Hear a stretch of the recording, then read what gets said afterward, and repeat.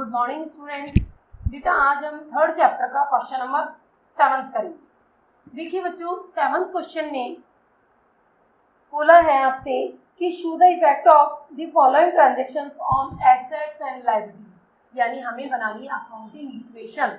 तो बेटा सबसे पहले आप ऊपर हेडिंग डालेंगे अकाउंटिंग इक्वेशन, उसके बाद सीरियल नंबर, पर्टिकुलर, और फिर पूरे क्वेश्चन को आप ढंग से पढ़ करके आप डिसीजन लें कि कौन कौन सी एसेट्स इसमें इफेक्ट हो रही है, कौन कौन सी लायबिलिटीज इनमें इफेक्ट हो रही है, और हम उनका क्या बना लेंगे, कॉलम।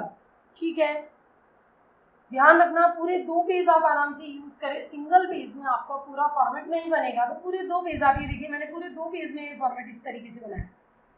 अब यहाँ हमें क्वेश्चन लिखना है पूरा नरेशन से।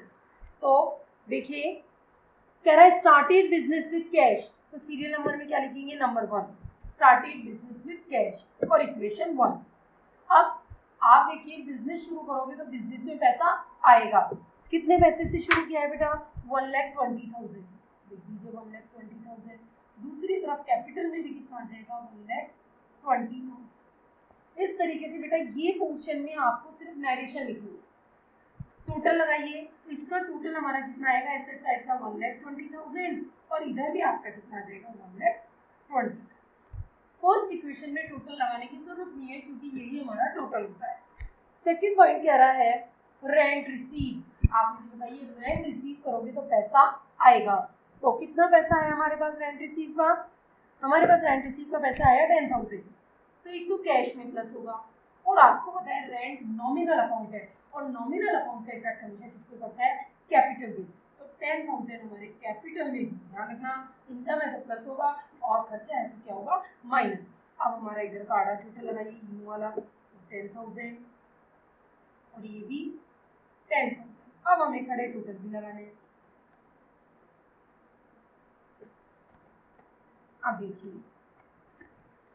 टोटल कितना हो गया, 1,30,000। यहाँ लिख दीजिए इक्वेशन सेकंड, ये हो गया 1,30,000, ये हो गया 1,30,000 और ये भी हो गया 1,30,000। उसके बाद नेक्स्ट इन्वेस्टेड इन शेयर। ध्यान रखना अगर हम कहीं पैसा इन्वेस्ट करते हैं तो उसे क्या कहते हैं, इन्वेस्टमेंट। आप मुझे बताओ पैसा कहीं इन्वेस्ट करोगे तो पैसा जाएगा और एसेट इन्वेस्टमेंट बढ़ जाएंगे। तो कितने का इन्वेस्टमेंट किया हमने, 50,000 का, तो कैश में से तो 50,000 माइनस हो जाएंगे और आपकी इन्वेस्टमेंट में क्या हो जाएंगे, प्लस हो जाएंगे। तो आप मुझे बताइए नेट इफेक्ट तो 0 आएगा। लगा दीजिए टोटल 130 में से 50 गए तो 80,000, 50,000, 130, 130, ये भी 130। उसके बाद रिसीव डिविडेंड, डिविडेंड मिला। ध्यान रखना डिविडेंड मिला, डिविडेंड कौन सा अकाउंट होगा, नॉमिनल अकाउंट, क्योंकि ब्याज मिलना, डिविडेंड मिलना ये सब हमारे लिए क्या है, इनकम है। और इनकम वाला अकाउंट कौन से होते हैं, नॉमिनल अकाउंट। इनकम एक्सपेंसेस के अकाउंट कौन से होते हैं बेटा, नॉमिनल अकाउंट। और नॉमिनल का इफेक्ट किसको होता है, कैपिटल में। अब डिविडेंड मिला तो पैसा आया, तो डिविडेंड कितना मिला मेरा, 5,000। कैश में भी 5,000 जोड़ दीजिए और कैपिटल में भी 5,000 ऐड कर दीजिए। नेट इफेक्ट 5,000 और इधर भी नेट इफेक्ट 5,000। ये तो आ रहा है, फिर बड़ा टोटल लगा लीजिए। इधर का टोटल 85,000, ये हमारा एज इट इज है ही।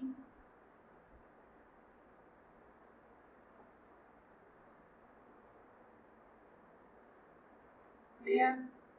उसके बाद परचेज गुड्स ऑन क्रेडिट, हमने उधार में गुड्स खरीदा। ध्यान दीजिए अगर आप उधार में गुड्स खरीदते हो तो आप मुझे बताइए गुड्स आएगा यानी स्टॉक आएगा, लेकिन पैसा नहीं जाएगा क्योंकि उधार में खरीद रहे हो। जिनसे उधार खरीदते हैं वो कौन होते हैं, क्रेडिटर। तो कितने का खरीदा गुड्स परचेज ऑन क्रेडिट, 35,000।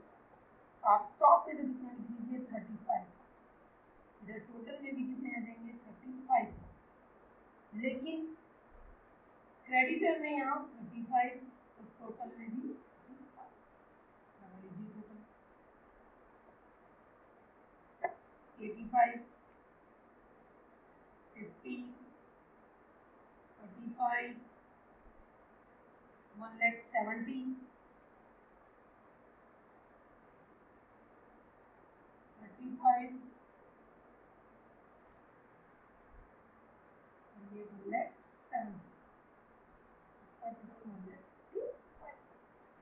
लग गया टोटल।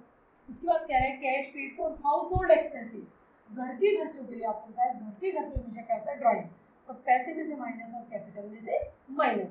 तो हाउस होल्ड के लिए कितने हैं 7000, 7000 कैश में से क्या कर दोगे बच्चे माइनस, दूसरी तरफ कैपिटल में से क्या कर दोगे माइनस, तो टोटल माइनस का 7000 और इधर का आधा कर दोगे माइनस का 7000। बेटा 85 में 7 गए तो कितने बचे 78, 50, 35, 1,63, 1,28,000, 35,000 और 1,60,000 इक्वल एसेट्स का टोटल और लायबिलिटीज का टोटल इक्वल। उसके बाद नेक्स्ट है सेवंथ इक्वेशन। सेवंथ में कह रहा है sold goods for cash, cash में गुड्स बेचा है। आप चाहो तो ऐसे शॉर्ट में भी लिख सकते हो सोल्ड गुड्स, जरूरी है वो कैश लगा हुआ। और गुड्स बेचा, बेटा ध्यान दो कॉस्टिंग है 10,000, मुझे बताओ 10,000 के गुड्स को आप बेच कितने में रहे हो 14,000 में, तो कैश तो कितना आएगा 14,000, लेकिन गुड्स कितना जा रहा है 10,000 तक, तो 4,000 का हमें क्या हो रहा है प्रॉफिट, और वो प्रॉफिट जाके किसमें ऐड हो जाएगा कैपिटल। बेटा नेट इफेक्ट 4,000, क्योंकि ये प्लस का ये माइनस का तो नेट तो 4 ही होगा, और इधर भी नेट कितना होगा 4। बेटा ये कितना हो गया 78 और 14 92, ये हो गया हमारा 40, 45, 1,67,000, 1,32,000, 35,000 और 1,67,000। ठीक, उसके बाद कैश पेड टू रागिनी, ये रागिनी कौन थी जिससे हमने उधार में माल खरीदा था, यानी रागिनी हमारी क्रेडिटर थी। अब रागिनी को हमने क्या किया 35,000 का पेमेंट किया, तो पैसा जाएगा 35,000 आप माइनस कर दीजिए। दूसरी तरफ क्रेडिटर्स में से भी 35,000 क्या कर दीजिए माइनस कर दीजिए, तो नेट इफेक्ट माइनस का 35 और इधर भी माइनस का 35, टोटल लगा दीजिए। बेटा 0 0 0 12 में से 5 गए 7, 57, 40, 35,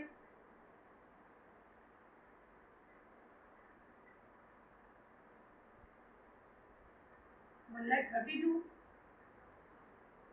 1,32 nil,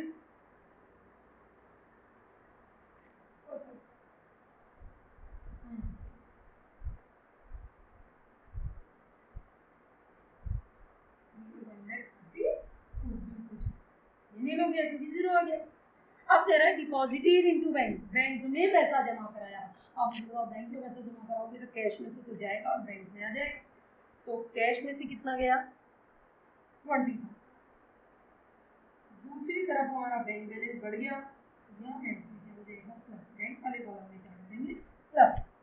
तो कॉलम हम पहले क्वेश्चन पढ़ के डिसाइड कर लेंगे कि कौन कौन से कॉलम बनेंगे, और टोटल लगा लो।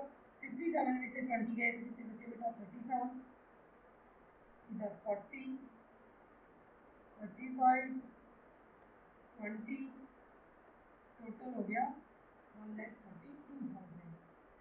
नेट इफेक्ट तो 0 है, 1,32,000 और इधर भी 1,32,000। आप इक्वेशन चाहो तो यहाँ लिख सकते हो इस तरीके से, नीचे लिखो जरूरी नहीं है। Total asset is equal to capital plus liability. बेटा टोटल एसेट का टोटल कितना है 1,32,000 इज इक्वल टू कैपिटल कितना है 1,32,000। आपको पता लायबिलिटीज में क्रेडिटर थी वो 0 आ गए 0, सो 30 1,32,000 इज इक्वल टू 1,32,000। इस तरीके से बेटा हमारे ये assets is equal to liability हो जाएगा।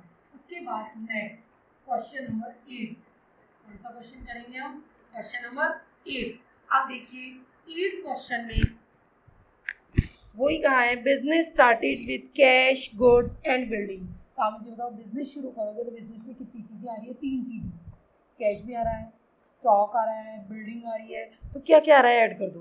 तो कैश कितना होगा 2,30,000, स्टॉक कितना होगा 1 लाख, उसके बाद बिल्डिंग कितने की है 2 लाख, कुल मिला के कितने लाख लगाया इसने कैपिटल के 6 लाख। तो बेटा आप देखो आपके टोटल में कितना आएगा यहाँ पर 6 लाख और इस टोटल में भी कितना आएगा 6 लाख। नेक्स्ट बढ़ जाओ, कह रहे परचेज गुड्स, गुड्स खरीदोगे तो बेटा पैसा जाएगा और माल आएगा, तो 50,000 तो माइनस हो जाएंगे और 50,000 स्टॉक में क्या हो जाएंगे प्लस। ध्यान रखना मैं इसकी एक या दो इक्वेशन आपसे कराऊंगी, उसके बाद आपको सारा सिर्फ बोल के क्लियर करूंगी, तो ढंग से सुनिएगा। तो ये कितना हो गया 1,80,000, इधर का टोटल 150 हो जाएगा, ये 2 लाख है ही, टोटल लगाइए वापिस, कैश 2,30,000 था ना, सॉरी बेटा